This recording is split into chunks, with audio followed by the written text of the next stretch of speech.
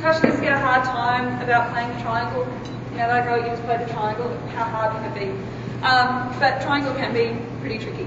So one of the things, Ellen, that you touched on was how we go about holding. And so you said that these fingers stick out. Why? So it doesn't have like muffle all the time. Okay. Yeah, but also because it can muffle the triangle when we need it to. Yeah, so these extra fingers, we want them to stay out of the way most of the time, but we also have them there so that we can dampen the triangle just like the cymbals if we need to, if it's like a really short note, so that it's not like ringing on past the orchestra. Also, so you spoke about different places to hit the triangle. So this is just a different brand of triangles. It's an Allen Abel triangle, so it has this thin bit, and then there's Grover triangles that are like really pointy edges and all that sort of stuff. I generally never hit this end of the triangle. I don't know. Generally you want to aim for this side or down the bottom. Now there's a couple of things, do you know anything about the mallet angle? Do you know how that affects the sound? Okay, so if you have the mallet or the triangle beater on a perpendicular angle, you get a really clean, pure sound. But if you hit it on this side, on like a bit of a 45 degree angle, you get like a really harmonically complex, dirty sort of sound. See the difference?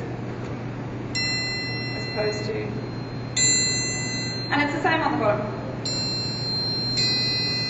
But even that sound is different to that sound, and also this sound is different to that sound. So you've got to be really careful when, with your students anyway, getting them to play in the same place every time. And if you want a really sweet, pure sound, go for that. If you want like a dirty, clangy sound, down the bottom on an angle is a really great place to do it.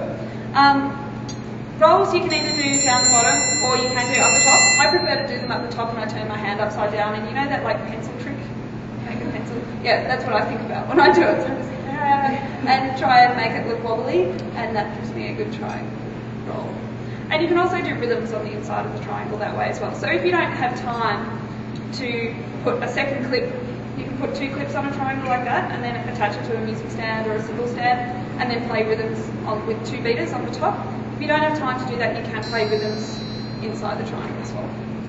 Sweet. Does anyone have any questions about triangle? Get yourself a triangle, have a play. Excellent, thank you. Who wants to have a crack?